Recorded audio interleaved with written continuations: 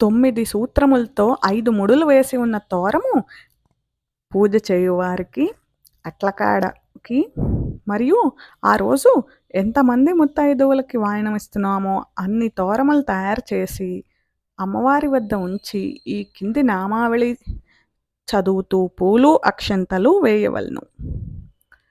వీటి పూజను నవసూత్ర గ్రంథి పూజ లేదా తోర పూజ అంటారు.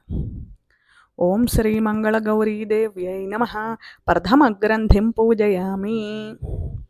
ఓం శ్రీ మంగళ గౌరీదేవ్యై నమః. ద్వితీయ గ్రంథిం పూజయామి. ఓం శ్రీ మంగళ గౌరీదేవ్యై నమః. తృతీయ గ్రంథిం పూజయామి. ఓం శ్రీ మంగళ గౌరీదేవ్యై నమః. చతుర్థ గ్రంథిం పూజయామి. ఓం శ్రీ మంగళ గౌరీదేవ్యై నమః. పంచమ గ్రంథిం పూజయామి. ఓం శ్రీ మంగళ గౌరీదేవ్యై నమః. షష్టమ గ్రంథిం పూజయామి. ఓం శ్రీ మంగళ గౌరీదేవ్యై నమః.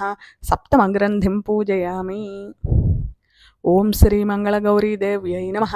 అష్టమ గ్రంథిం పూజయామి. ఓం శ్రీ మంగళ గౌరీదేవ్యై నమః. నవమ గ్రంథిం పూజయామి.